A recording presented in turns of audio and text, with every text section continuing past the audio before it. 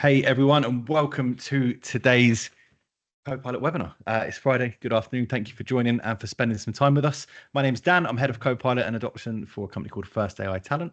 For those of you joining, we will be starting in about 2 minutes' time. I just thought if we invite everyone now, at least you know the meeting's happening. I'm joined by an incredible panel with us today, so I'll introduce those in a few seconds' time. Just a couple of things for the meeting today. We do have the chat open. If there's anything you want to know, if there's anything you want to ask us with our experience around Copilot, around adoption, or anything else, please feel free to pop it into the chat. You've got myself, you've got the team here, and also the team from First AI that will be managing the chat and feeding the questions back. So again, thank you for joining us. Looks like we've got quite a few attendees already, so let's jump straight in. As mentioned, for those that are just about to join and those that are joining, my name's Dan. I'm head of Copilot and Adoption for a company called First AI Talent. We specialize in providing adoption services to enterprise customers. Quite a long experience in the Microsoft channel. Worked there for about 10 years altogether, either with Microsoft or for Microsoft. And I'm joined by a fantastic panel today. So I'm joined by Paula Grant, Ali Ward, and also Taryn Nixon as well. So welcome to you. Thank you so much for giving up an hour of your Friday as well. Maybe if we could just go around and do a brief introduction. Paula, would you like just to say who you are, what you've done, and why you're here today, if that's okay? Yeah, thanks, Dan. Hi, everybody. My name is Paula Grant. I am a change management consultant. I have been working with the European Bank of Reconstruction and Development for the last couple of years. And since February, we have been rolling out Copilot to 300 users in the bank. Nice to meet you all. Nice, thank you, Paula. And Ali, if I could introduce you and if you give a brief introduction to yourself. Hi, Ali Ward. I'm the product owner at Norton Rose Forbright, which is a very large law firm. We've been on the EAP for Copilot for the last year. We've literally, as of yesterday, got our production licenses for rolling out going forward. So it's been an exciting journey. So I thought I'd come on here and share some of it. Oh, thank you very much. And Taryn as well, if you could introduce yourself, that'd be fantastic. Thanks, Dan. Hey, everyone. I'm Taryn Nixon, and I am the co-founder of Prompt AI. I have been working on Copilot since the early access program with a number of clients. So I've been on the EAP and just looking forward to today, sharing my experience in terms of, how you kind of launch Copilot to certain user bases. So that's it. Cool, thanks so much. I'm really, really pleased to have you on and got a wealth of experience in there. AI is here to stay, right? Now, I remember when Microsoft announced Copilot, and again, part of the early access program and working on that, I saw so much potential in the product. I think if we think about where we are in the workplace at the moment, I see lockdown and 2020 as a real defining moment in our approach to computing. And what I mean by that is that everything changed overnight. And if you think of where we are now in the landscape, we have more meetings than we've ever had, and we have more data to look at than we've ever had. We've had more channels that these data is coming through. If people want to share files now, you can share through Teams, through email, through SharePoint, through Teams links, through this whole plethora of stuff, and even down to the meetings, right? I remember before lockdown, there was a handful of meetings I'd have a week, but now we find ourselves having meetings about meetings. Let's have a meeting about the meeting we're going to have next week. Let's have the meeting about the meeting we just had a couple of weeks ago. So the amount of ways we're communicating is coming through, and it's creating a huge bottleneck in our work processes. And as soon as I saw Copilot came out, I was so excited because for me, it's an instant fix and a long-term fix to some of the challenges we have. And some interesting stuff before we get cracking on and into the depth and the meat of the discussion is that it took 6 months to get 100 million users onto TikTok. It took 18 months to get 100 million users onto Facebook. It took about 12 months to get 100 million users onto Instagram. And the reason we say that is because that's kind of the benchmark of technology adoption over the last maybe decade or so. And that's some real aggressive targets. Now, when it comes to ChatGPT, it took 61 days to get 100 million users onto that software, and it's absolutely insane. We have never seen a software like this been adopted. And I think for most people, and I'm sure Ali, Paula, and Taryn, you can agree, is when we first got AI, we kind of looked at it and went, what next? What do we do now? Maybe we can write a LinkedIn post. And I saw so many posts being written by LinkedIn or on LinkedIn by AI. And then we started to see for myself, I was like, I can use this on Python. I can use this on stuff that I'm not actually, the most skilled at to help me increase. And where we've got to a place now, everything is going to change. So I thought before we get into some of the questions, and just for those on the call, the kind of the lead for today is part of our Copilot community. We want you here to kind of share from our experiences, share from what we've learned, what we've come up against, maybe some of the blockers we've had, what are the blockers in enterprise customers we've worked with. I'll ask some questions around it. It's an open floor discussion between myself, Taryn, Ali, and Paula. And then obviously there's space for questions for you at the end. But my very first question for everyone is, what's your favorite thing about Copilot so far, and how has it impacted you? And that's open to Paula, Ali, or Taryn, who wants to answer first. I'll go. Go on, Taryn. No, go on, Taryn. The Copilot chat is just really a game changer for me. So it's kind of like your chat GPT and just using the power prompts to summarize like your day. I use it as a to-do list, so to speak. So I've just got this prompt I continuously use. And then in terms of the actual like people that I've helped transition to Copilot, one of the really key things which really stood out for me was that a user was saying that they were saving it towards the end of the pilot 11 hours per week using Copilot, which I thought was just an incredible amount of time saving. Fantastic, thank you. What about yourself, Paula? So from a personal perspective, I too have found Copilot Chat to be the real game changer in my day. I do a lot of creating content, I write a lot of communications, I design a lot of training material, and just dealing with that blank page issue where you need to get, I am such an ideas person. I walk around with a stack of post-it notes and stick them everywhere, and being able to just centralize that thinking into a space and have it assist me in structuring and generating those ideas has been phenomenal. From my user base though, one surprising thing that stood out and it started to come up very early on, we've got a lot of people who speak English as a second language in our organization. And the feedback that we got from them was just how super helpful Copilot has been in helping them structure emails, sentences. The magic that it does with language has really helped them. And then off the back of that, some people who are living with conditions that affect the way that they handle language as well have come up out of the woodwork, and over the period of time that we've been rolling out have said, do you know, this is so useful for me. I have dyslexia, and it's really changing the way that I communicate, and I no longer get those email nerves when I hit send thinking that I've got the wrong tone. So that has just been a real awakening in our organization. Well, I think it resonates with a lot of people. I'm terrible at writing. I can present all day long, but actually forming sentences sometimes is quite a challenge, and making text look easily accessible and easily consumable. It's one of my top things as well. Ali, what about yourself? What's your favorite thing of Copilot so far? It saves me hours in meeting minutes. I do mean hours. I do some very content heavy meetings. It means that I've not got to worry about taking notes in the middle of it, so I'm much more engaged, much more focused. And then when it comes to writing the minutes afterwards, it's a matter of 20 minutes to get some really good minutes, rather than hours that I've either had to have done whilst I was doing it or really thinking about it afterwards. So to me, that's my game changer. I mean, I agree with Paula and Taryn. The creation of stuff. I do a lot of creation of material as well. Absolutely. But yeah, it's the meeting minutes for me. It saves me hours. I think for me, and it's interesting on this one, is I thought about this so much last night, my one favorite thing. My favorite answer is that it makes me good at things I'm not good at. I think ultimately, if we put this out there now, Copilot isn't going to make you better at something you're already good at. So for me, for example, making presentations, content creation, I can do quite quickly because I've got so much experience. Where Copilot really helps me is in my bottleneck of time. So for example, every meeting I have, creating a follow-up plan, creating an action plan, summarizing that meeting. I'm not so good at that, but it makes me very good at it. When it comes to things like Excel, and we'll discuss this more later on, but Excel, I could just about do my expenses on Excel, but anything more than that, I struggle to do. But actually, Copilot gives me the ability to create in-depth Python algorithms, in-depth visualizations of data, and it gives everyone a level playing field on there. And that's the most exciting thing, because we all have a different need for this.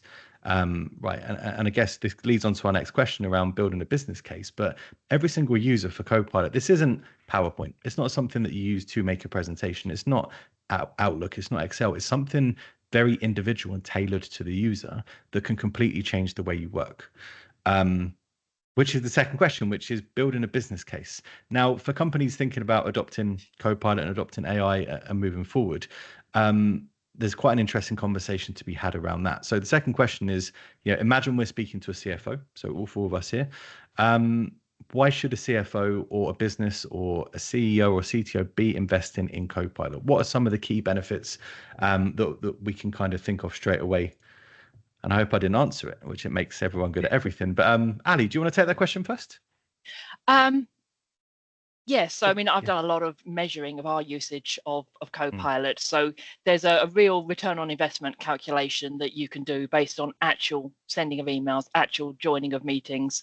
But then actually Microsoft, as part of the EAP, they've done a whole load of research that was both empirical and was actually monitoring usage. They took through the EAP groups of users who are using it and compared them to groups of users who weren't using it to be able to show real differences between how much better they were collaborating, how much time they were saving, and they've got figures to demonstrate that. So CFOs like official figures, and Microsoft have published those. So there's some really good white papers that they've done that, to be honest, I'd be pulling it out of that for my CFO to say, look, this isn't just me saying it. I've got my feedback, but actually Microsoft have got proper research that they've done with thousands of users to tell you it as well. No, cheers, sir. Thank you. I know, Paula, you had quite an interesting answer to this as well.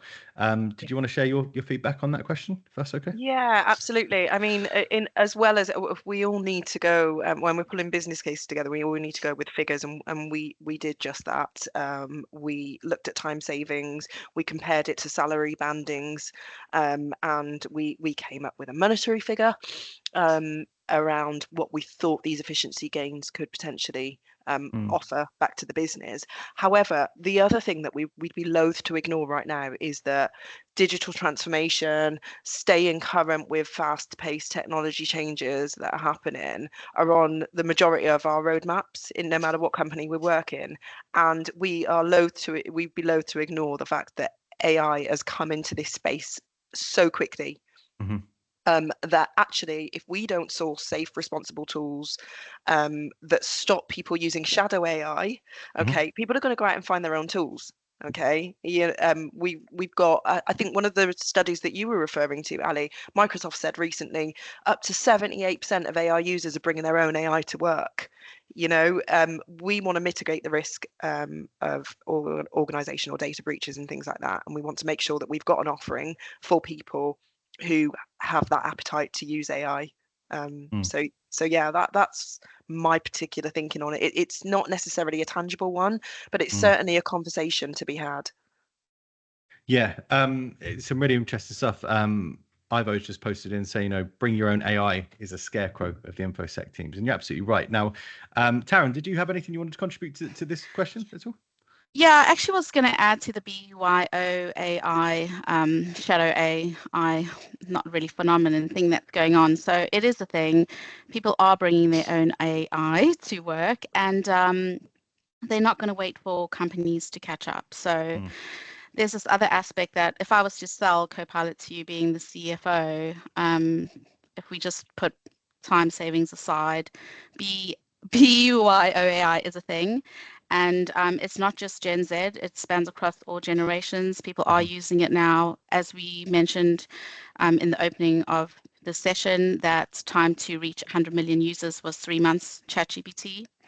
So we have it on our mobile phones, and now we know that we can access GPT on the browser through our same devices and emails that aren't work related. You also may see attrition depending on the industry that you work in. So if a client, someone wants these AI tools, they may go to the competitor who will provide that, and you may not be able to attract the good talent that is out there. or the new talent, so to speak.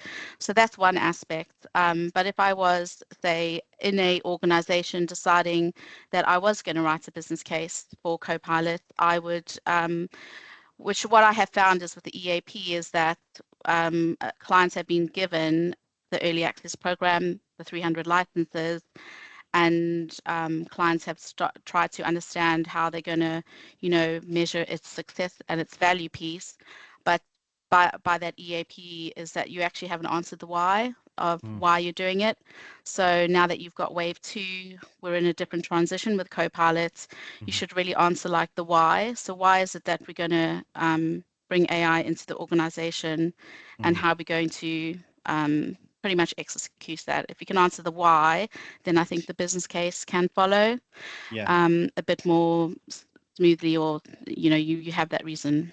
Taryn, you make a really good point there, because one of the other things that we mustn't ignore really is around employee engagement and satisfaction. I think we touched on it, but it's such a valuable addition because it does make people feel more productive. It reduces stress levels when you're dealing with loads of mundane tasks, grunt work, having to absorb lots of information, doing all of the prep work for whatever task it is that you've got at hand. And actually, in terms of engagement and satisfaction, what we saw was that a really high percentage, I think we were up into 81, but don't quote me on it, it might be 83 or something like that, of people would not want to give it that. So we surveyed our people regularly, and they said they would not want to give up their Copilot license. And then 75% of them said if they were offered a free lunch once a week, every week, they would still rather retain their Copilot license than go for that free lunch. And we surveyed our people, and that's what they told us. Microsoft certainly have confirmed that as well. I've seen that in their report. It's true. Yeah. And just to reflect on that really quickly, because I found that one quite interesting, Paula, that you said. So I have found in my experience through like surveying, individuals and people within clients, that although they can't quite describe right now how good Copilot is, they don't want to lose a license. So there's value in that in itself. So it's like, it's saving me time. I'm not sure how much. I'm not there yet. They're learning in terms of Copilot and embedding it into their daily work processes. Is probably from the EAP, those individuals are reaching that point now. But if they can't describe the value, they know that they don't want to lose that license, which is telling in itself. Yeah. I think how we position it is, I've worked with a lot of partners on behalf of partners, getting it in front of customers and pitching it. And I think one of the biggest things is that we face a lot of challenges over the next couple of years, right? We've got hardware refreshes, we've got the end of the 4-year cycle from stuff that was sold maybe in lockdown that might not be fit for purpose. We've got the Windows 11 refresh. The IT landscape is changing. However, why should people be investing in Copilot? Is because AI is here to stay. And I think the harsh reality of it is that AI businesses or AI empowered businesses will have the leg up over customers that don't have AI. Your staff that have AI will have the leg up over people that do not have AI access to it. And ultimately, it's kind of a wide ranging tool from A to Z. And if you can tell me what your business challenges are, it might be a headcount freeze, it might be an acquisition, it might be rapid growth you're going through, it might be, increase in customer, decreasing in customer. Copilot fits nicely into every one of those scenarios because it gives you the ability to be good at things you're not, but also to wrap up things quicker than a human possibly could.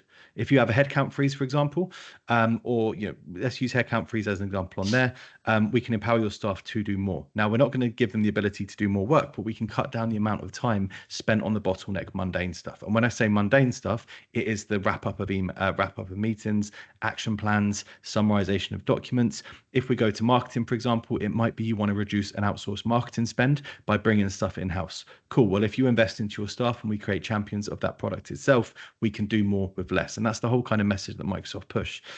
So really, when are you going to be investing, or why should you be investing in AI? The time is going to come into it. You mentioned around ethical use of AI and responsible use of AI as well. That's a massive thing. People will use AI whether you like it or not in your businesses. And it gives me a shiver down my spine when I see people just uploading company information onto other AI platforms, ChatGPT, Gemini, Grok, whatever you want it to be. They're incredible platforms, but where is that data going? Now, someone kindly mentioned in the in the use case, or sorry, in the chat of the meeting here, Microsoft's responsible AI and their commercial data protection. If you log into Copilot, nothing that you put onto Copilot gets shared outside of your business. It doesn't get used to train the wider large language model. You are completely GDPR compliant in its usage, and it only stays between you and the instance when you've raised it. Also, if you access Copilot online, you go on, you see a nice big green tick. It also means part of Microsoft's responsibility that anything you create with Copilot, Microsoft are financially responsible if you ever get sued for things such as copyright infringement. Right? They release a nice big statement saying we back what we do. It's an ethical tool, and you cannot do anything illegal with it. You can't do anything that can be used to be maybe reputational damagement. So it won't do things such as replacing people's faces on pictures. I've got an AI tool that does that for things like Dumb and Dumber or the Avengers. I could put my friends' heads. That's great. But actually, there's a bad side to AI as well. So what's the ethical use for it? By implementing Microsoft, you have an ethical use case of AI with a company that's focused solely on your security, your data protection. If it's set up correctly, no one's using it as a snooping tool. No one's using it as a risk tool. We have a very safe environment for that. So it hits 3 boxes. You're safe and compliant, you're empowering your staff, and ultimately, no matter what your business goals are, you can move on a lot quicker from there. And that's how we normally pitch it. Now, moving on, the next question I had down was monitoring usage and return on investment. And Ali, you kind of mentioned that as well as Paula. Could you maybe just go into a little bit more detail, for the people on the call that are thinking about Copilot or may have Copilot already? What's some of the tools? Because I know you mentioned the Copilot dashboard and the ways you can measure it. Could you elaborate on that just a little bit more for me? Yeah, so we've had I've created a Power BI from the very earliest days. So I pull the usage reports out of the admin center. I pull the audit reports out of the admin center. So I can see actual usage of people using Copilot. When was the last time they used them? How many times have they used them in each week, each month?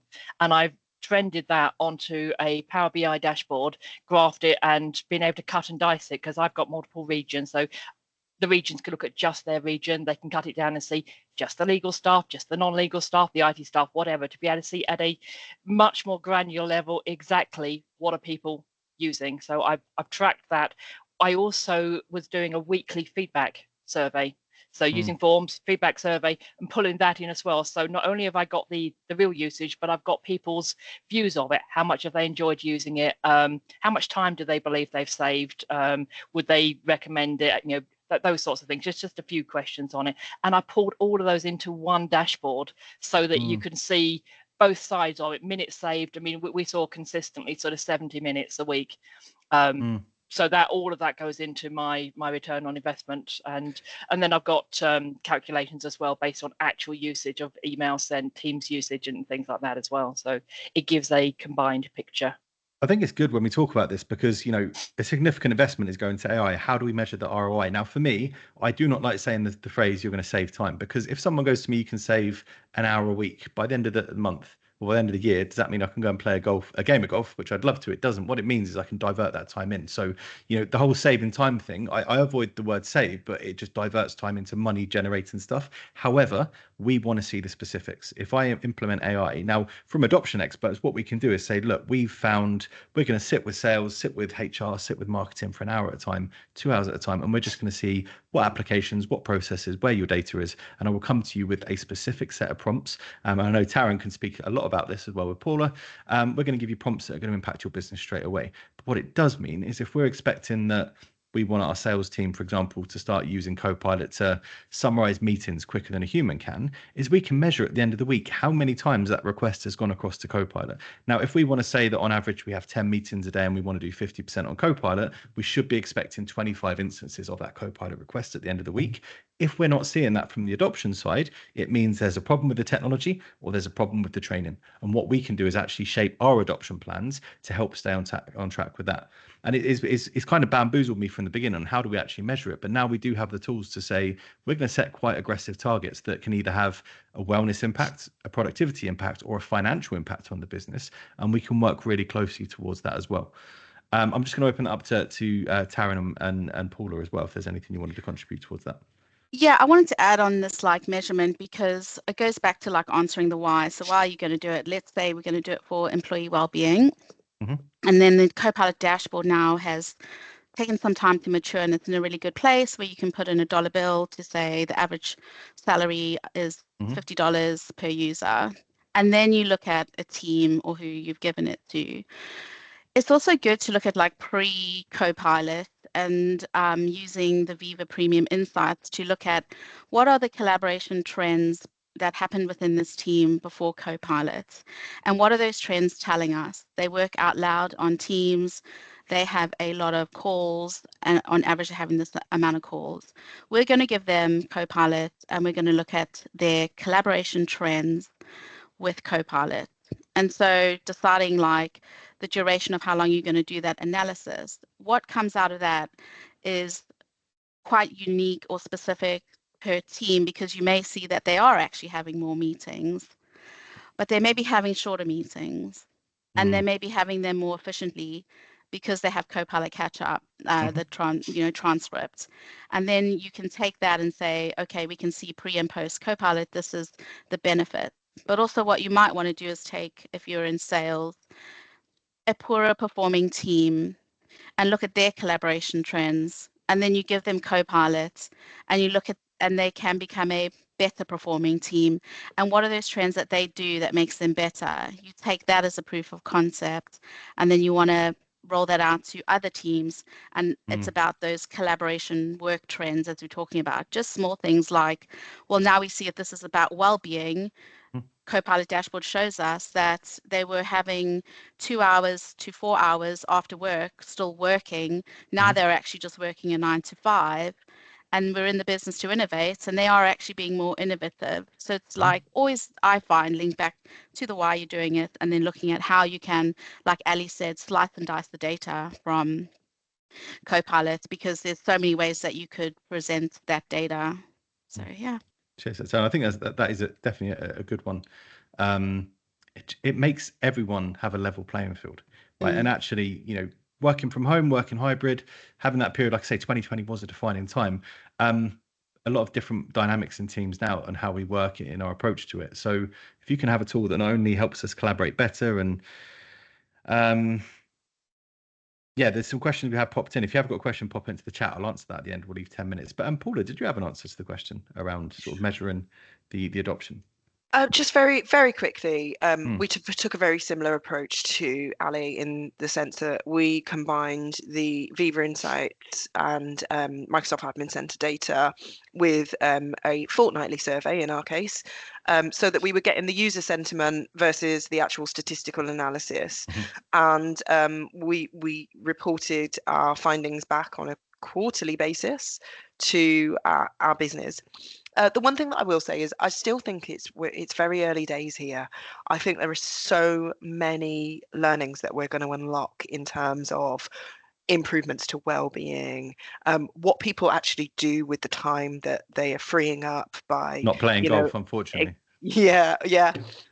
And what do businesses want them to be doing. It's so early on in this journey that I think that the learnings are just going to continue coming, basically. So yeah, in terms of measuring, there are some really good tools out there that make it quite easy to measure. Absolutely, though, do not overlook speaking to the people and getting their personal accounts as well. Some of the survey questions that we asked, we then went and validated and did some focus interview workshops as well, just to get down into a little bit more detail with people and really bring it back to specific use cases that we can then go and share with our business leaders, so that they can make the decisions around where we go next with Copilot. Yeah, I think cheers for that, Paul. It kind of leads on to the next point of who gets the license. If we're going to do a proof of concept, who gets the licenses? Now, I've got quite a skewed answer on this one. I personally don't think that developers should get a Copilot license, for the sole reason Copilot is aimed, M365 Copilot at least, if you're going to go to GitHub or anything else, that's fine, but M365 Copilot is aimed for the user and for the power users in the business. Ultimately, what Copilot is a mass data analysis tool and a mass data manipulation tool. So when we do our proof of concepts and our initial rollouts, I tend to give it to the people on the ground and the team leaders that will be using stuff day in, day out. Where is the biggest bottleneck? Now, absolutely everyone from senior leadership can have it, but in the senior leadership teams, I often try and shy away from giving everyone a license at once, or if they do, at least making sure everyone in the business that actually uses the software and the technology, the license, because there'll be a different use case for it, and we're looking for impacts into the business massively. So I always try and go for power users, team leaders, and kind of focus groups on there. But I'll open it up to the three of you, and I'd love to hear your experiences in doing it as well. Yeah. So I'm going to be really transparent here and say that we didn't necessarily take a traditional approach when distributing licenses. And if we had our time again, we'd probably make some changes to what we did. So one of the things that we realized was that actually we needed to get leadership buy-in to this, and we wanted it across the board. So at a managing director level, what we did was we gave every managing director a license and then asked them to select a number of people below their teams, and we did it proportionally. So if you were from a large team, we give you a more number of licenses to fill than if you were from a smaller one, because we really needed a cross section of people, different locations around the world, in different departments, doing different tasks and activities to get that initial analysis underway. Now that we've done that and we're at a position where we're about to license again, we are trying to target those people who are on the ground doing the work. Fortunately for us, we had completed a couple of years ago a really detailed survey across the organization, understanding what tasks were completed by how many people, how much time they took and everything. So we've been able to really get down to the nitty gritty, and at task level then start to target our second cohort like that. In terms of the MDs, some of them absolutely loved it. Some of them, of course, didn't actually get a chance to use it. One thing that I would recommend is don't be afraid to reassign your licenses, monitoring usage and reassigning them, and having that really transparent conversation, even with the person that say, hey, I can see you've got a license, see you're not using it. Is there any support that you need? Or would you be happy to reassign it to somebody else in your team who might get better use out of it? And that's how we've had that conversation. Cool, thank you, Paula. Ali, what about yourself? Yeah, I mean, absolutely agree with Paula on that. I mean, 300 licenses across 5 regions doesn't actually go very far. So different regions had different approaches. Some sort of started with IT, because you do, and then gradually rolled it out, took it away from the IT and gave it to more business people. We are literally just doing our primary rollout, and our business case for each of those has now been, okay, what does the role do? Does this person create material from a white paper, just from blank? Are they managing many meetings, many actions? Are they evaluating the content of lots of documents? Are they maybe, for some of your execs, juggling a busy schedule of many emails and meetings, or perhaps being the delegate for those people? Those are the people that we've targeted going forwards on that. I totally agree. Not developers, not people who that are just in their own little bubble, not collaborating, not doing stuff. So we've absolutely targeted business analysts and project managers from an IT perspective, but then change managers, knowledge people, anyone that's going to be sort of going out to the business and creating a load of content or evaluating content on it, and we've targeted those specifically. And the business case says we're giving it to these because of they do this, and 50% of the people that are doing on trial in these groups did these things. So we used our data for the EAP and used that to determine what we're doing to give them going forwards. Perfect, Ali. If anyone is interested in AI development and Copilot development, I'll happily have that conversation around the other tools. But M365 Copilot is a collaboration tool. And Taryn, I'll come on to you in 2 seconds.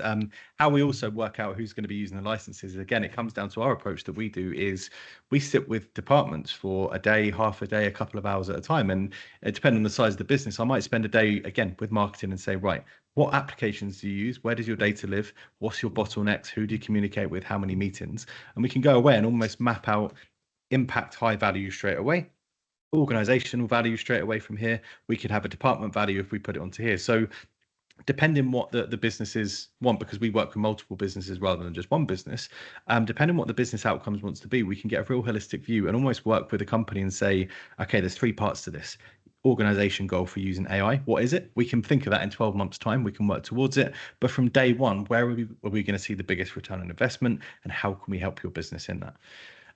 Taryn, did you have anything you wanted to add to that answer?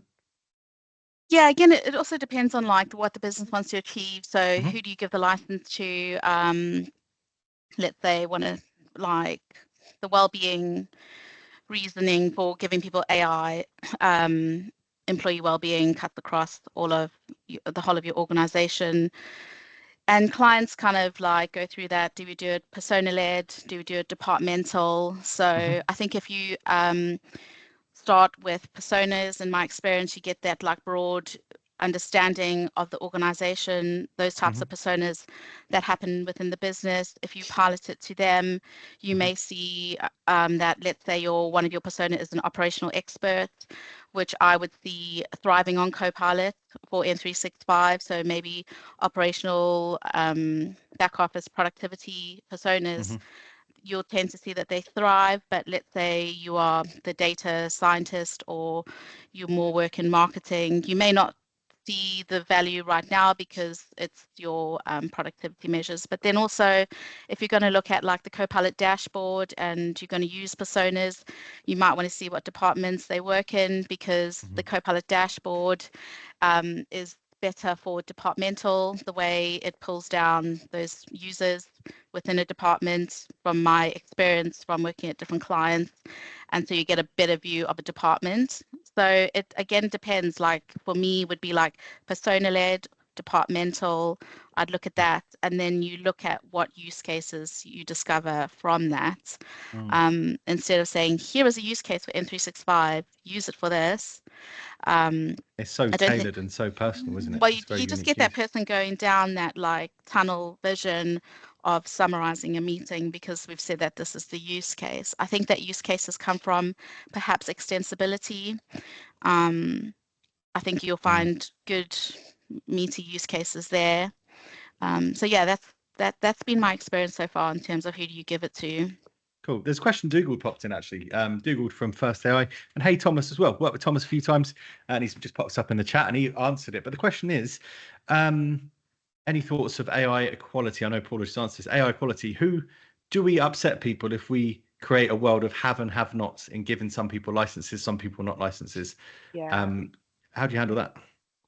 Reserve a few for your self-serve people that come along. But actually, what we have, even though I'm saying that we create this task-based approach and we've looked at those tasks, that doesn't mean that we've automatically selected those people. What we've done is we've invited them to complete a forms survey that asks them questions about what they do and how they're going to get usage out of it, and it's very targeted questions, such as like how much time a day do you spend in meetings, like that sort of thing.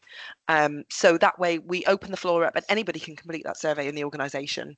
Okay, so it allows you to be open to the wild cards that you may not have discovered. So yeah, that's what we've tried to do to balance and make it a bit fairer. And Ali, sorry, did we can answer that one, Ali?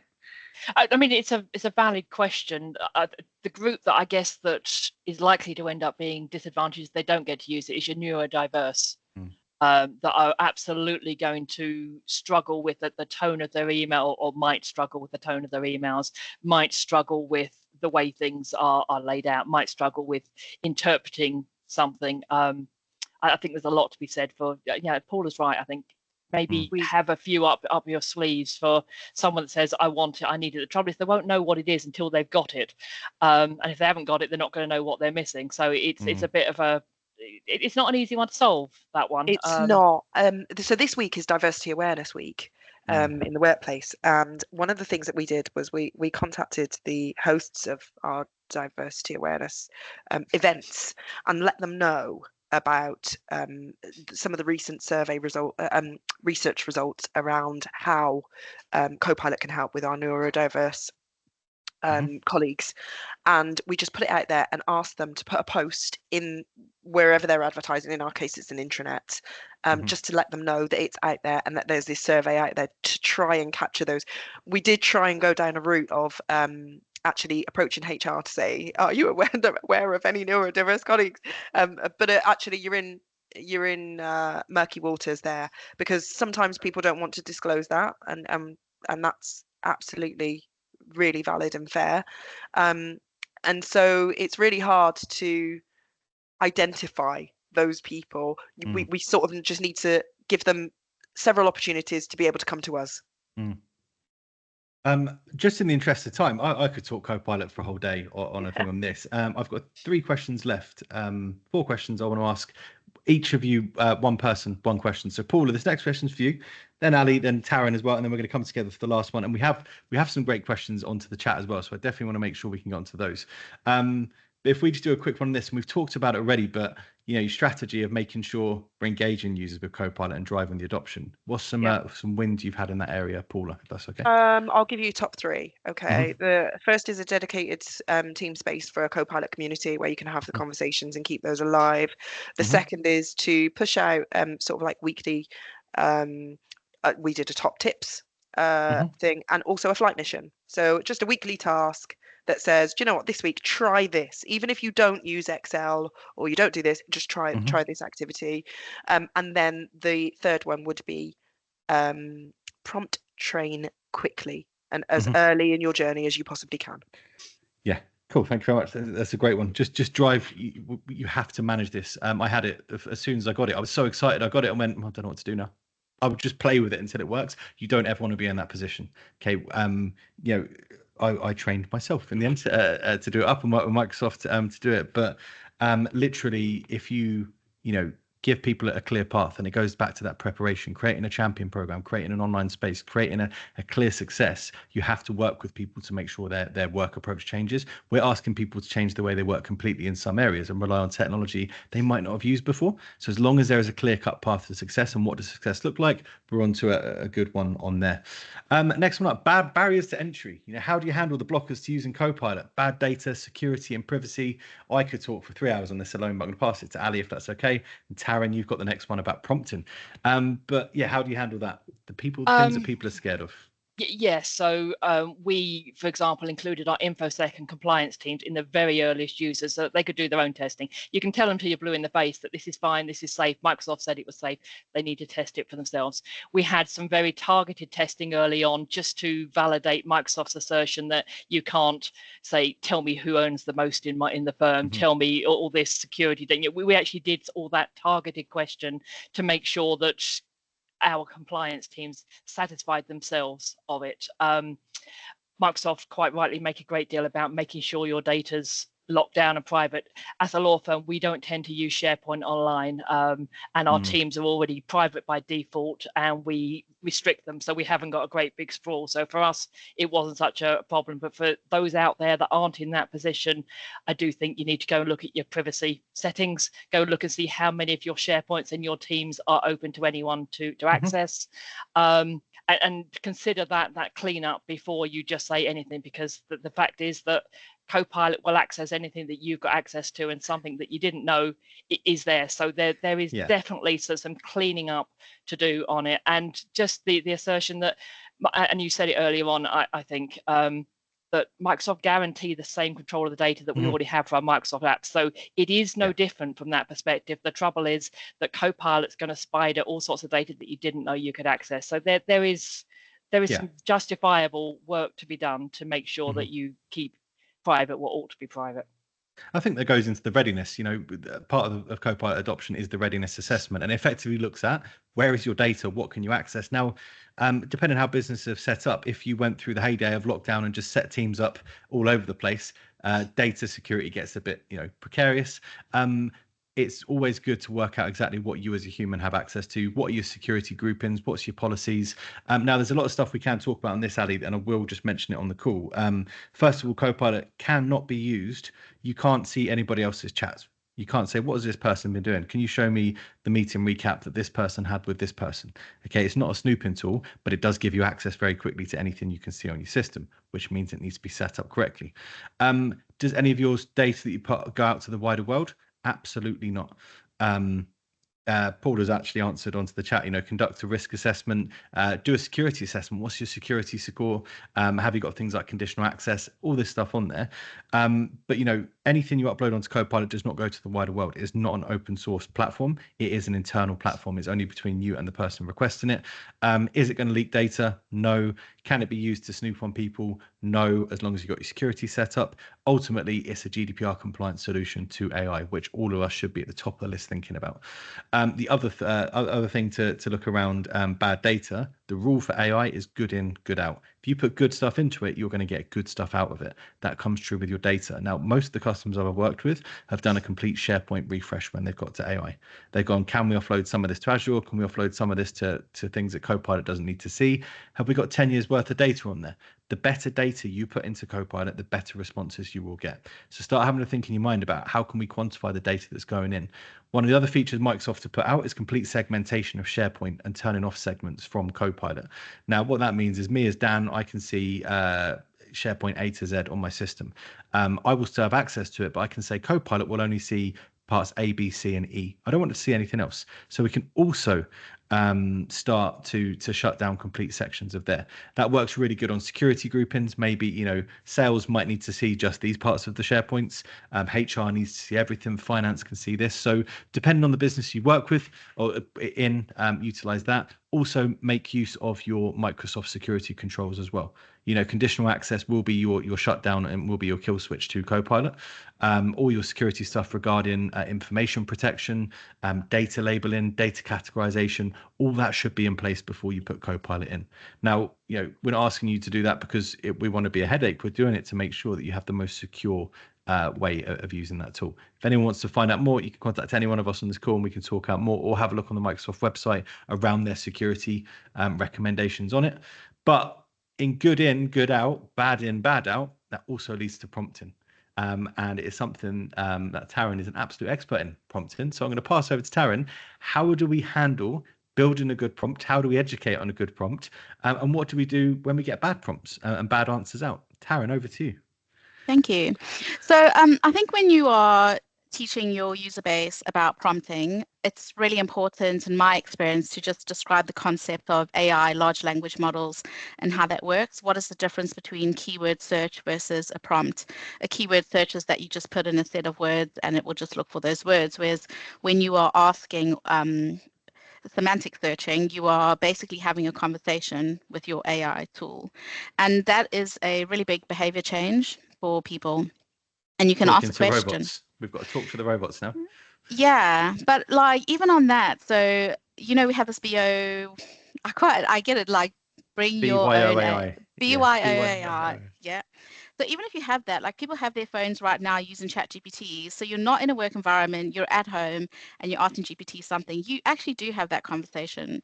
But for some reason, when we come to work, the mindset slightly shifts and we are used to this traditional way of working. So you need to bring that into your Copilot, how you're going to use it if you are using it at home. And then you need to describe the concepts of how to write the perfect prompt or how to get a good prompt. And this is the GCSE. So this is your goal. So what do you want? The content. So what are you going to ask Copilot? So goal is the what. The content is the why, the source, where do you want it to look, and the expectation, how do you want those results to be? So just return this to me in a language that is easy to understand. I want this in 5 bullet points. I want this in 20 words. I want this in 2 sentences. So as soon as you start to understand that you write it with that kind of methodology, so to speak, if you don't get a good response, iterate, and ask again. So you don't get a good result, simplify this more. Explain it as well. That's the other thing I found. If you ask it to do this and it doesn't, well, that's wrong, Copilot. You need to train Copilot as well, right? Train your little buddy. Yeah, and also you need to almost so again, you're getting bad results, but you're on the one chat. Remember that if you're going to change the topic of the conversation, So now I'm going to ask something different in relation to a project. Start a new chat, because if you are looking at your Copilot and you ask it, write me an email to the pilot group asking them why they're not using Copilot, it'll do it for you. You'll see 1 of 30. Now you've got 29 more times to perfect this prompt. But now if you say, create the change strategies template, it's going to confuse it. Start the conversation again, start that new prompt. And you should notice that you will get better with your prompting. There is the 11-11 tipping point. So they say that it takes 11 weeks to save 11 seconds, and it's just this aha moment. So expect a dip in your knowledge or your skills of where you are with using the Copilot. But if you continue with it, then you suddenly just have this I got it, and you get better. Last thing, because I can talk about it forever, is write in the like a persona, or just tell it what you're trying to do. So one of my really good results was I'm going to run a promptathon for X clients, and then Copilot knows what I work on. These are all these scenarios, these are all these people, these are the departments. Please come up with these types of prompts to teach them. And I just described what I was trying to do, and it was just bam, it gave it to me. So that was a very, very good result I found. Cool, thank you. All of that wraps nicely into the question Giorgio has asked us. Giorgio has asked, what would the conversation trigger to be to convince a department lead to shift from Google Workspace to M365? And Paula, Ali, and Taryn have all nailed this on the head. The biggest thing is that Copilot has the ability to access Microsoft Graph, which is everything you do. It's the fabric of your work environment. It's every email, every chat, every document, everything you do on there, it can access 99% of it. And the ability to go through it. From Paula, absolutely nailed on the security side.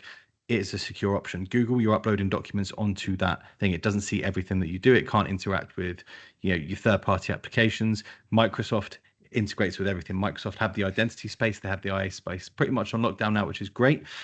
You're more secure. You have more capabilities, and ultimately we can measure success more on that, which is a great one. Now, I'm going to give everyone a quick fire round of a 1-minute answer on this, if that's okay. Lessons learned the hard way, and I have many of them. Paula, what's one lesson you've learned in a minute from deploying Copilot that you'd like to pass on to everyone on this call? Manage people's expectations up front. Yes. Copilot is not going to do your job for you. Okay. And if that is your expectation, you are going to be disappointed. All right. It is an assistant. It's there to assist you. It's there to do some of the heavy lifting for you. There are limitations in each application, but equally, there are so many plus sides and useful use cases that you can apply it to. So that would be my one. Don't sort of go into it. It was so new to all of us, and I'm like you, Dan. I'm completely self-taught. We got a license 1 week. We were deploying 2 weeks later.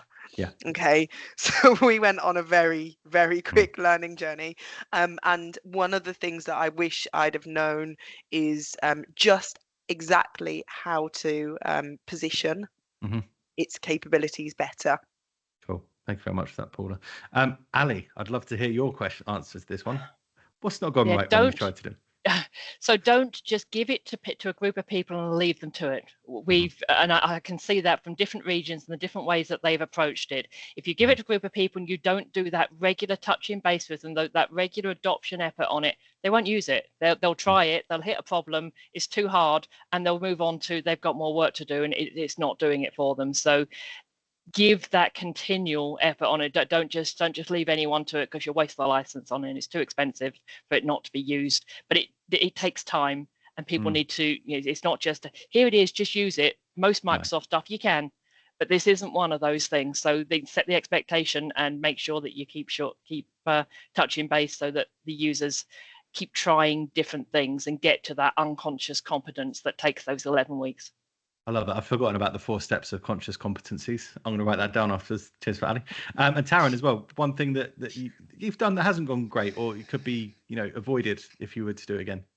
Yeah, so I definitely agree on both Paula and Ali. So it's Copilot, not Autopilot.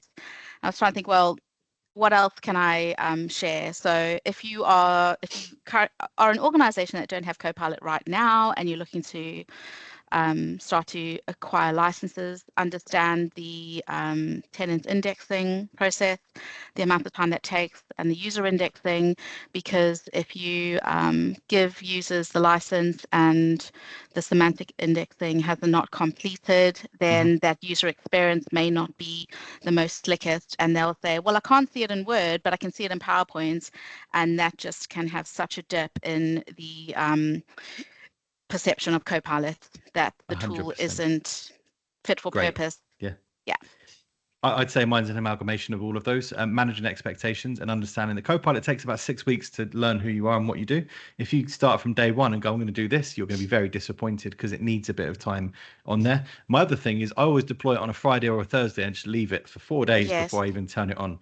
If you deploy this on a Monday or a Tuesday and expect everyone to start using it, expect some help desk calls because it might not appear in every application at the same time. So I allow a bedding-in period on there.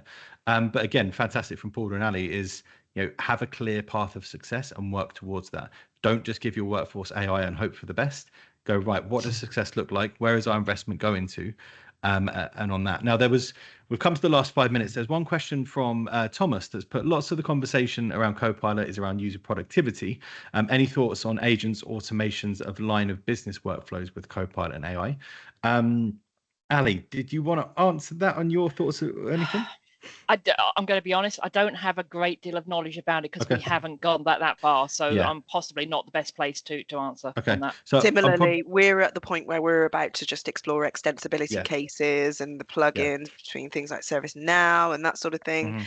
It's definitely, but an interesting point on your journey though is that actually we need to turn it on and get people to a certain level of unconscious competence. And then I would recommend getting those skills in place first and then exploring that next layer of connectivity. Cool, thank you. The only other question was regarding from a change management perspective, it'd be nice to hear how Copilot can reduce our manual qualitative data analysis, providing with human focused themes and patterns to build change strategy and approach.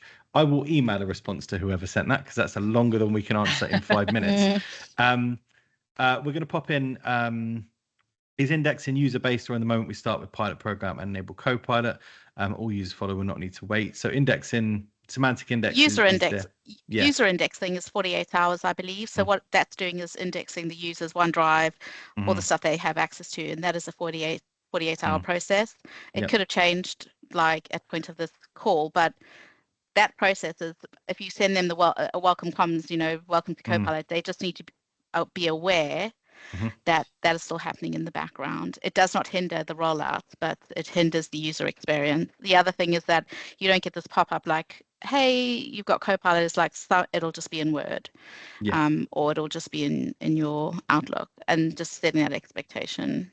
And do set the expectation on it as well. When they create a new document and putting it in OneDrive, it won't necessarily be available for referencing immediately. It can take 5-10 minutes or so is the other expectation settings, because otherwise you'll get it doesn't work. I've done this document and it can't find it. Well, give it a minute, or go and find it directly and reference it there. Yeah.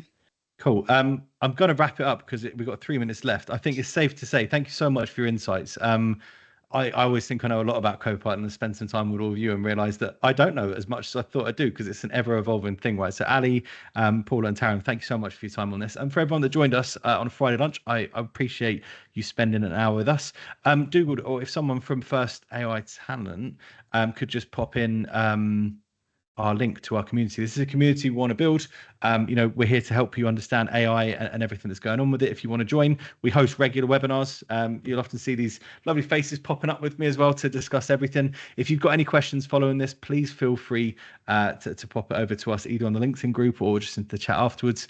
But in summary, AI is here to stay and it's evolving at an exponential rate. We might think we're at the top of the mountain, but we're not. We're literally the first step of that journey up there. And we're here to try and help you along that journey. So thank you very much for the time.